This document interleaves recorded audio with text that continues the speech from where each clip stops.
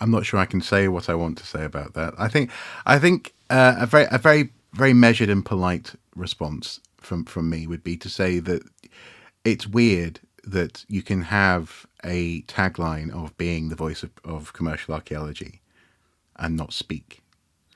It's strange that you can put out statements and pronouncements and survey results on the status of the profession in this country and not want to listen. Anyway,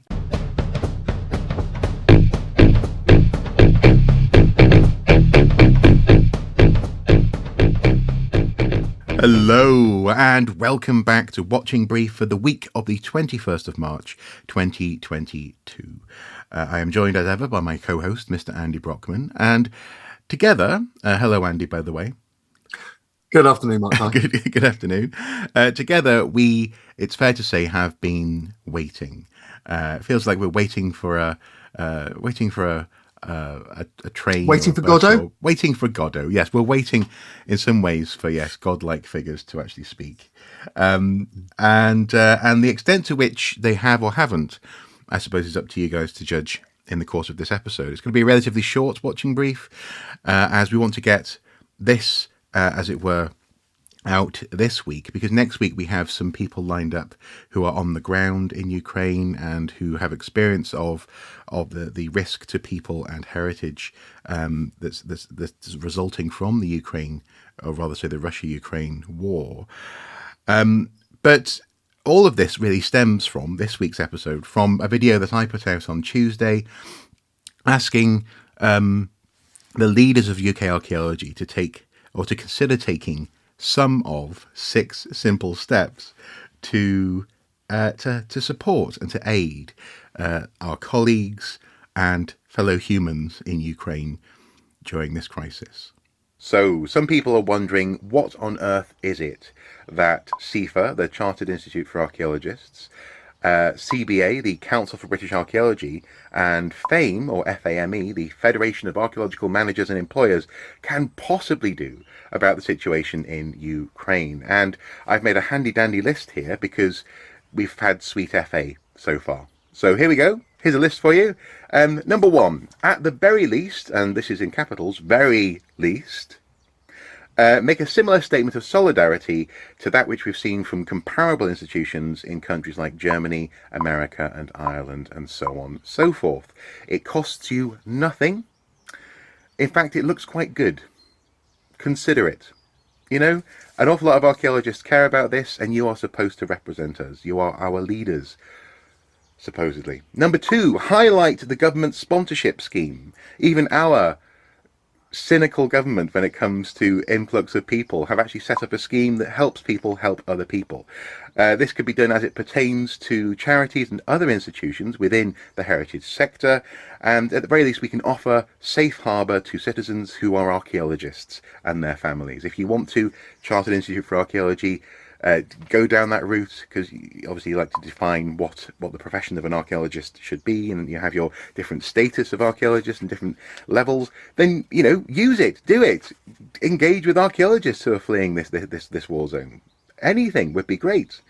Number 3, offer advice and information to encourage large units such as Wessex, Mola and others to follow suit.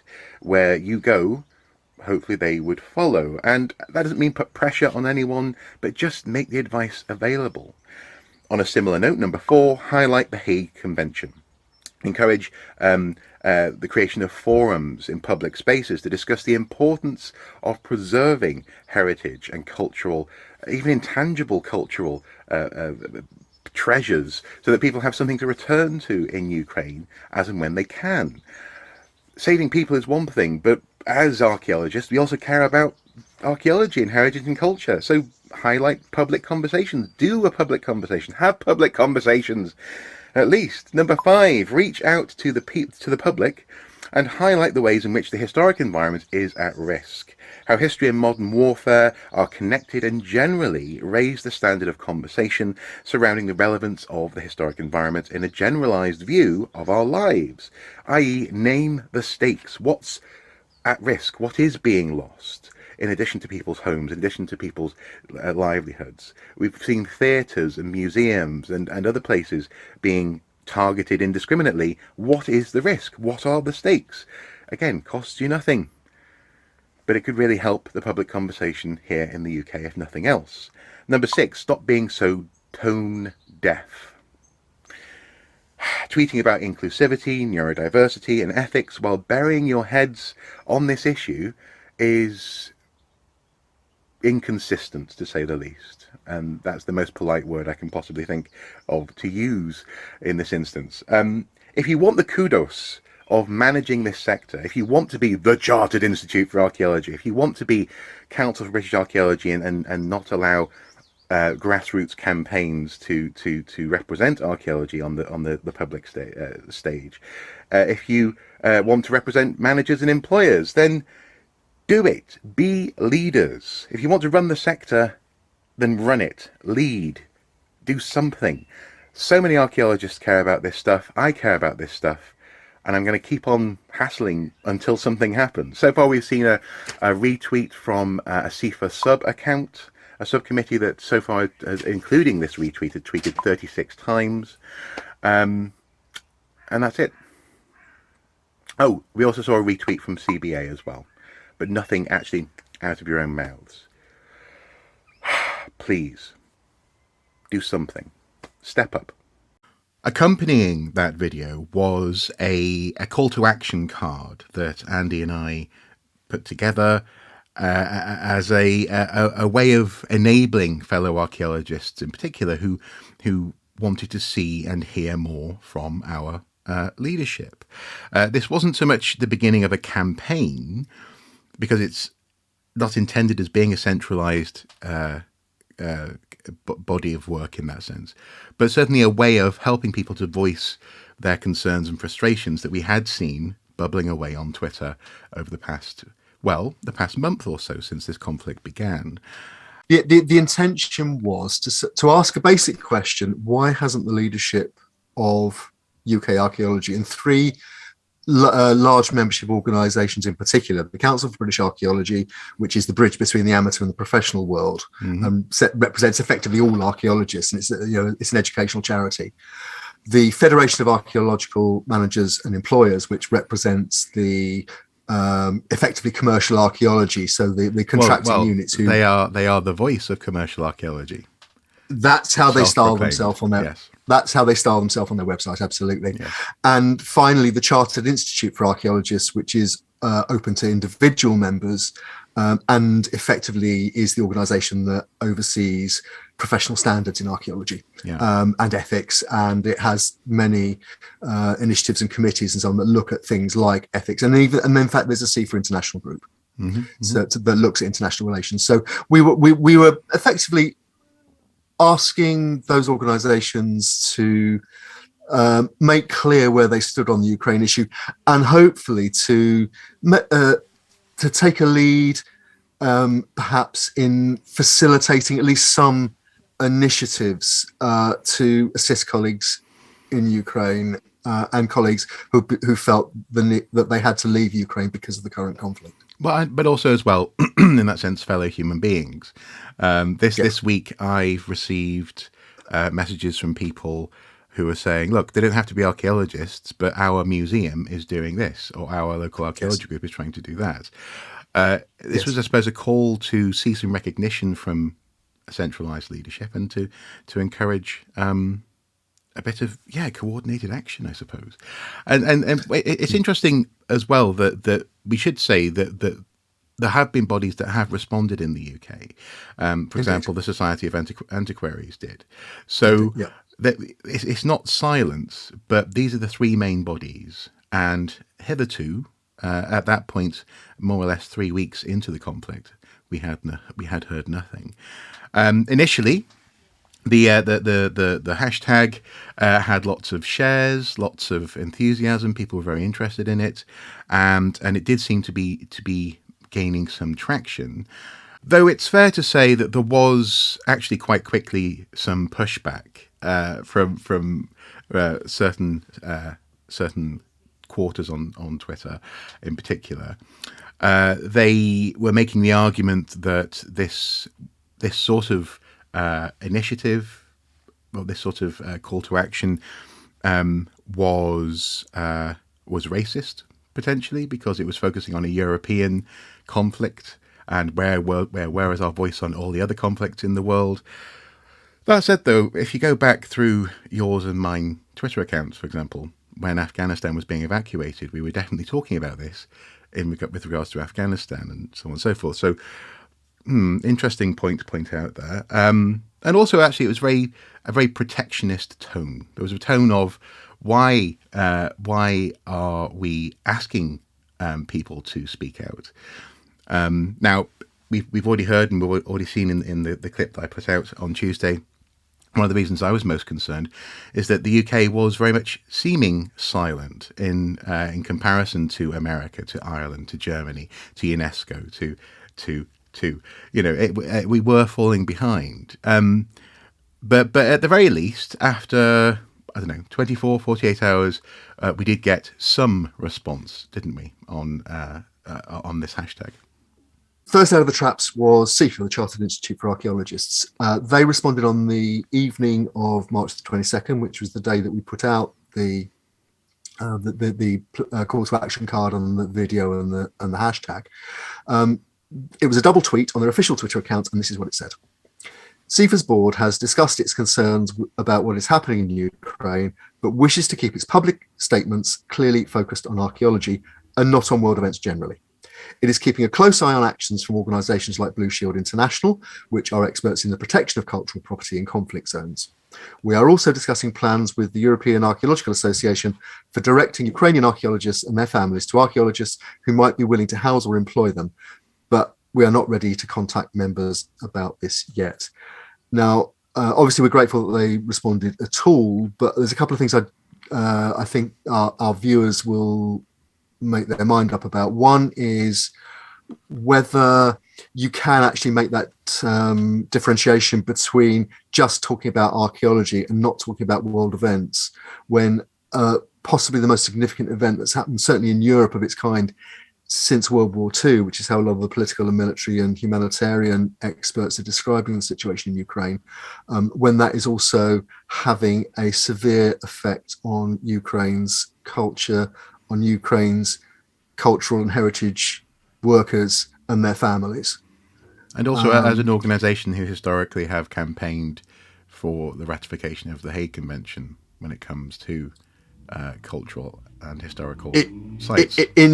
Indeed, the UK archaeology community, and I think this is one of the reasons, certainly, that I found the silence that we've seen hitherto from those organisations odd, was that the UK government was late to ratifying Hague, and the archaeological community campaigned for it over many years, including many members of CIfA and the organisations themselves. That they had meetings with government about ratifying Hague 1954, the Convention on Cultural Heritage in conflict zones.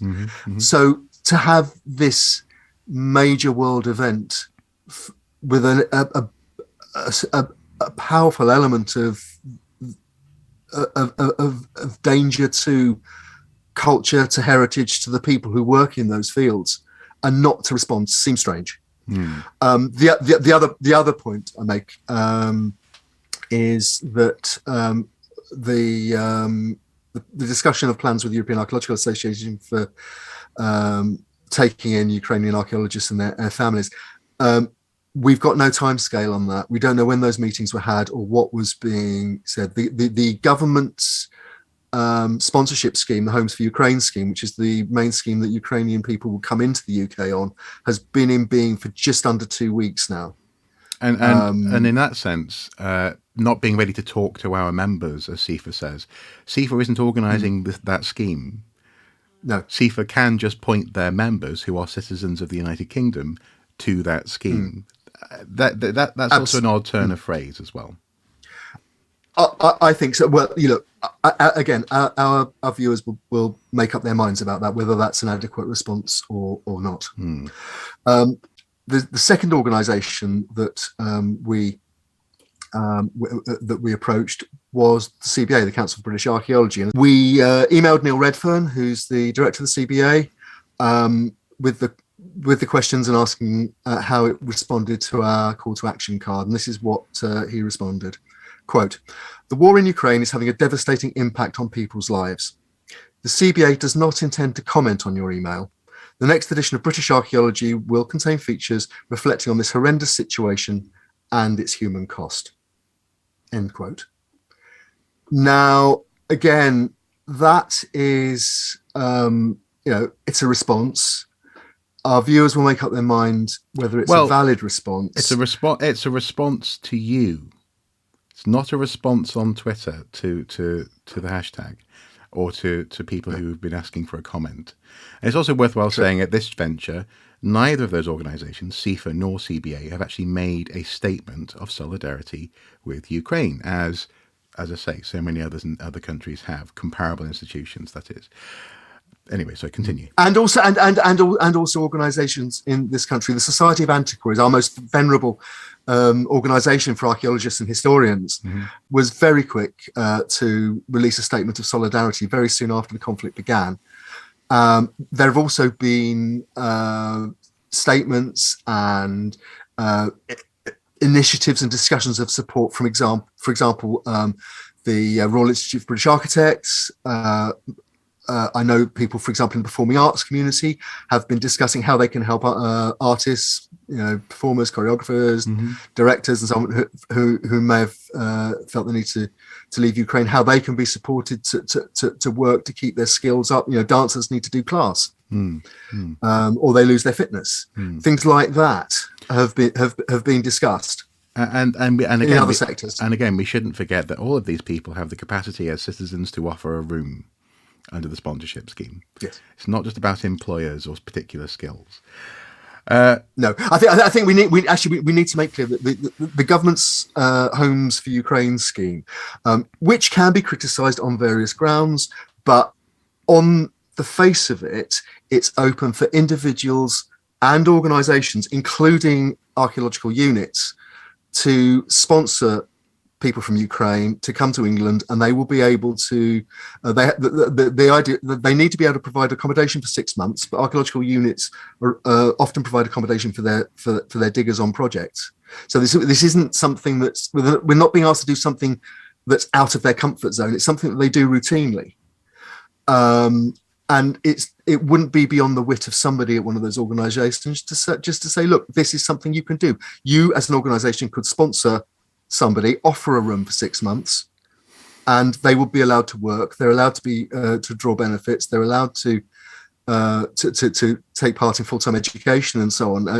It's a pretty open visa scheme, relatively, for the UK. And in that sense, it's not a work visa, though. They can work doing anything. So they could be sponsored by an archaeologist or an archaeological unit or whoever, and they could work as a milkman. Or as a teacher, just whatever. That's exactly it. Look, it's not a perfect scheme, but it's there. The organisations could say, we endorse the support. We endorse supporting people from Ukraine. The government scheme is there. Use it. That's all they had to say, and they've chosen not to. Okay. So that's CIfA and CBA. What about FAME, the Voice of Professional Archaeology? Yeah, indeed. FAME, it's an organisation that is there, as you say, to promote the voice of commercial archaeology, which is effectively the big archaeological units like Mola and Oxford and Wessex and so on. Its chair is a person called Dr. Kenneth Aitchison, who people might be aware of in connection with Landwood Research, which is the organisation that does the profiling, the profession surveys. FAME, I have asked on many occasions for FAME to comment on issues that we've raised in Watching Brief. They've never commented previously. However, when I sent them the request for comments on the questions that we'd asked the other two organisations, CBA and CIfA, FAME gave me, it's a sort of indirect response.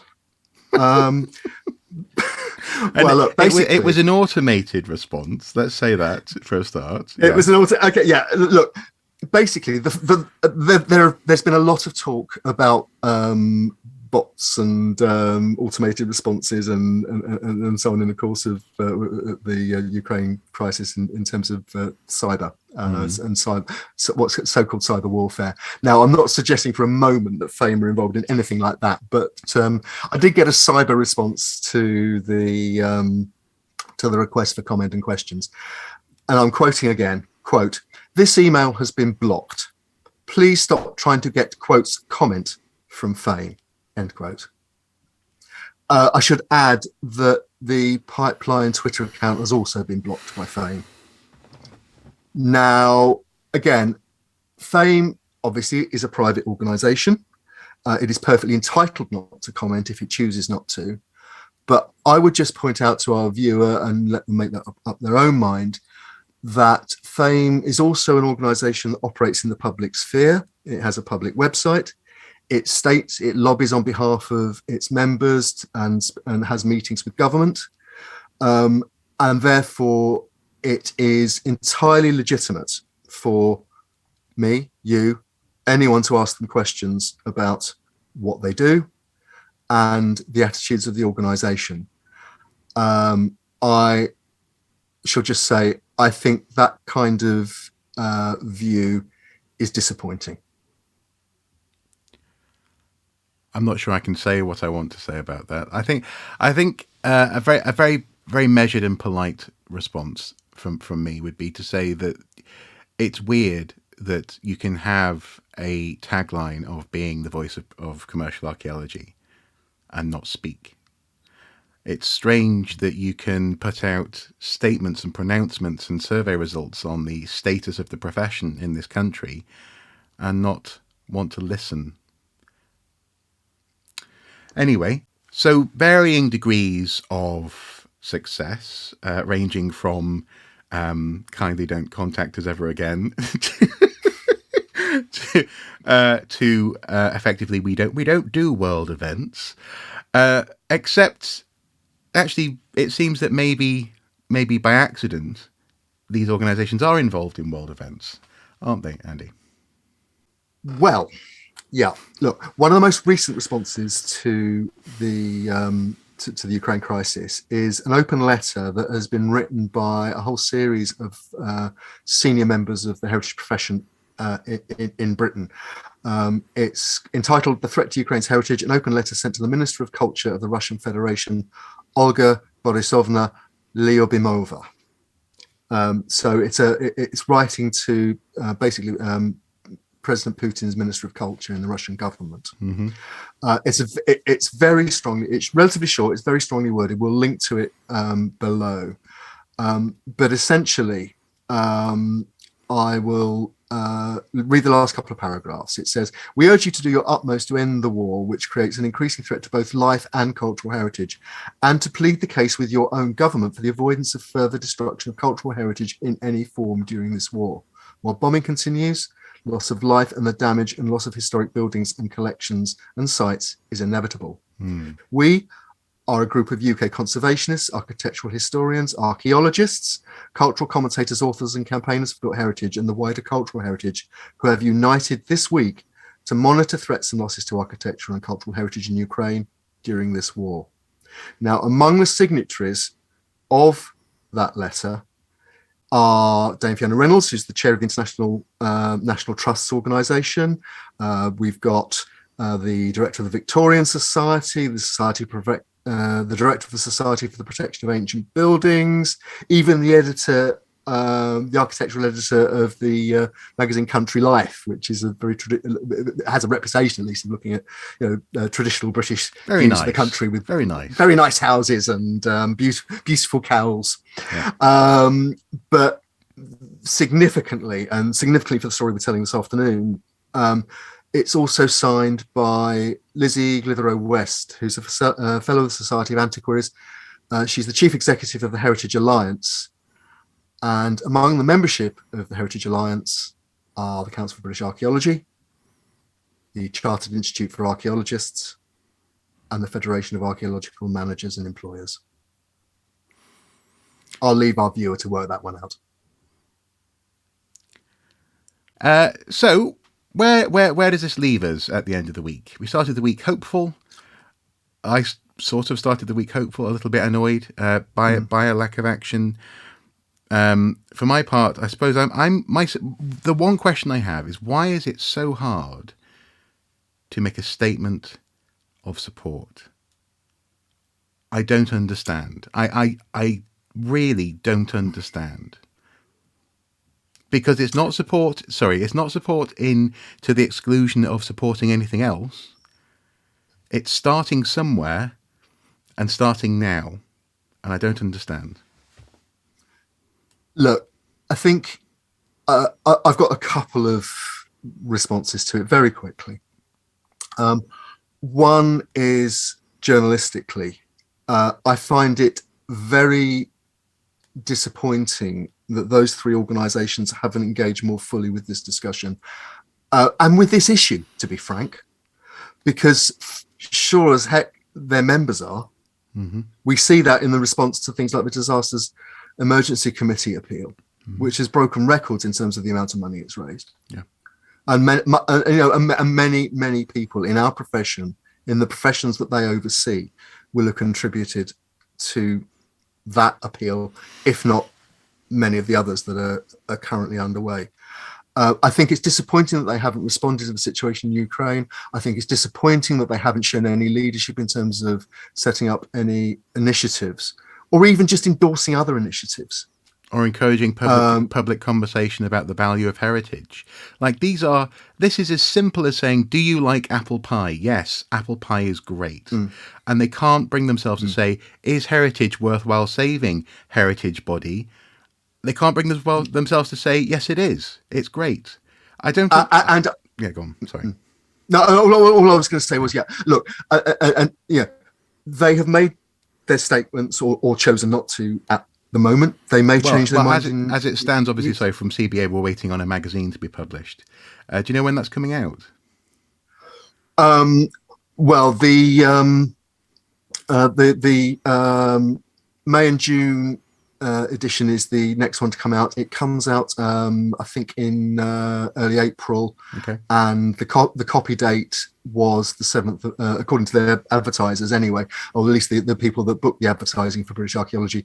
The copy date was the 7th of March, so barely a week after the crisis began. Now, I have to say, and to be fair, Mike Pitts, the editor of British Archaeology, is very effective. He's got a way of commissioning good pieces. Mm-hmm. So I believe there's an interview with me just there on the wall actually that he wrote. Right. Well, and I'm sure he showed you off to your best. No, look, Mike does a good job of British Archaeology, but as you say, it is a magazine that only comes out every other month, and this is a fast-moving international situation that many of our colleagues are caught up in. And that copy date can unless they stop press and put out an emergency editorial, that copy date will not. Which is possible. Which is entirely possible. Yeah, so, it runs the risk of not being able to actually make a competent comment on the current state of affairs when it comes to how people who are concerned can help people in and from and in and around Ukraine. That's true. That is to say, in and around this conflict. Yeah. I don't want to say much more, because I think if I do, I'll either swear or I'll get too visibly angry. I've barely even touched on frankly abuse that came my way this week, just for asking people to consider any of 6 potential courses of action. I am disappointed. I'm not going to stop. I'm not bruised to the point of going, oh, archaeology is rubbish. Archaeology is great. I love archaeology. This is the reason why I felt the need to comment on this at the beginning of the week in that sense. But hopefully next week we'll have other voices on, and they'll be able to speak for themselves. Yeah, absolutely. I mean, the point I'd like to end on really is there's a well-known phrase, which is that don't ignore the possible in pursuit of the perfect. And yes, it would be fantastic. A statement. The perfect. I'm not asking for the perfect. Where people have just been pushing for a statement. A statement, a non-committal statement of support is not perfect. Sorry, go on. See, I told you I needed to be quiet. Go on, go ahead. Okay. Yeah. Okay. The idea is that, yes, it would be wonderful to talk about Syria and Yemen and Tigray. And lots of us have been. And indeed, lots of us have done, and we've done watching briefs on many of those issues as well. But it is a fact of life. It's a fact of politics. It's a fact of the media that the more complexity you add to something, the more difficult it is to actually get traction with it. And Ukraine being so ubiquitous at the moment, being such an egregious case of aggression, it would appear, and having such cut through with the public, certainly at the moment, although one does hear suggestions that the public maybe started to become, quote, Ukrained out, use a horrible phrase. It was an opportunity to both help people here and now who are facing the most appalling situation, fellow human beings, as you said, and also leverage perhaps further campaigns, further support for people in those other countries who are facing analogous situations. And I think the other thing, and it's the point I'd like to finish on, it was made by a colleague on Twitter today, or at least that I read today. I can't remember the exact date of the post was made. But this person observed that organizations, leadership organizations like CBA, like CIfA, like FAME, need to have a disaster plan that they can pull off the shelf in a situation like this. That gives it, that has been pre-approved by any boards and committees and working groups, if necessary. And maybe just some pertinent details need to be tweaked and voted on, perhaps. That kind of thing. Precisely. That's basically, I think the thing that strikes me most about this is that when many organizations, both in the UK and internationally, were nimble and quick on their feet, the leadership bodies in UK archaeology have really been playing catch up, and they're quite a long way behind. Yeah. As I say, I won't say anything else. Next week, we have got some people lined up. We're still finalising that, but these are archaeologists and others with connections to or living in the sphere of the conflict, and it sounds as though that's going to be a very good opportunity for us to step out of the way and give the platform to some other people as well. So I'm looking forward to that. And as I said, I didn't want this frustration to bleed into that episode next week. So hopefully that'll be a good and probably quite a long one as well. We'll definitely give people the room to speak as and how they need to. Anything else, Andy? Are we waiting on any further comments? And where should people look out for if anything further? No, I mean, I'm going to be writing up the detail of this for Pipeline, so there'll be an article in the Pipeline coming out over the weekend. And the other thing I would say is, regardless of what anybody else says or thinks, follow the situation in Ukraine. And if you feel driven to, there are many initiatives to help people in Ukraine across many fields. Look them up. As for the last couple of weeks, our link of the week is the Disasters Emergency Committee Ukraine appeal. That's the appeal that's set up by a consortium of British NGOs who are supplying aid to refugees, but also aid to people in country where it's possible to reach them.